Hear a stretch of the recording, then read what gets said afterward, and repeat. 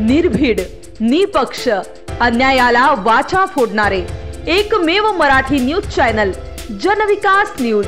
अनिल देशमुख यांच्यावर नागपूर येथे प्रचारादरम्यान अज्ञात व्यक्तींनी हल्ला केला, तर यात देशमुख हे जखमी झाले। देशमुखांवर हा हल्ला नसून निवडणुकीच्या तोंडावर अनिल देशमुख यांनी सहानुभूती घेण्यासाठी हा कारनामा केला असल्याचा गंभीर आरोप भाजप नेत्या चित्रा वाघ यांनी माध्यमांशी बोलताना केलाय। दगडफेक गाडीवर झाल्यात, त्या हल्ल्याकडे तुम्ही कसं पाहता? आणि संजय राऊत असे म्हणतात की देवेंद्र फडणवीसांनी याची जबाबदारी संजय राऊतांचं जाऊ द्या, रात्री नाही दिवसाही घ्यायला लागलेत बहुतेक, असं आता मला वाटायला लागले।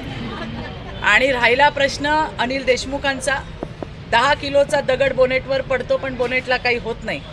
आता हा त्यांनी सहानुभूती मिळवण्यासाठी केलेला हल्ला होता, करून घेतलेला होता किंवा काय, काही दिवसातच पुराव्यानिशी आम्ही याचा पर्दाफाश करू, एवढा आता मी तुम्हाला सांगते। अक्कावर जो हल्ला झाला तो महाविकास आघाडीची गुंडगिरी म्हणतात आणि अनिल देशमुखांवर जो हल्ला झाला तो स्टंटबाजी, काय वाटते? अनिल देशमुखांचे स्टंट याच्या आधी पण महाराष्ट्राने बघितलेत, कशा पद्धतीने त्यांची नौटंकी आहे ती संपूर्ण महाराष्ट्राने पाहिलेली आहे। आणि त्याच्यामुळे अनिल देशमुखांच्या कुठल्याही गोष्टीमध्ये मी तुम्हाला सांगितलं की हा सहानुभूतीसाठी आहे का, हे तुम्हाला आम्ही काही दिवसात लवकरच पुराव्यानिशी तुमच्या समोर येऊ। हा हल्ला पण मग सहानुभूतीसाठी असू शकतो का अक्कावरचा, तुम्हाला वाटते का? अहो, अक्का एक धडाडीची कार्यकर्ता आहे।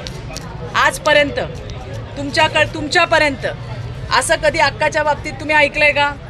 काम करणारी आहे, कुणालाही विचारा, धामणगावमध्ये आपल्या भावासाठी धडपड करणारी आहे, सगळ्या लोकांमध्ये तिचा खूप चांगला जनसंपर्क आहे।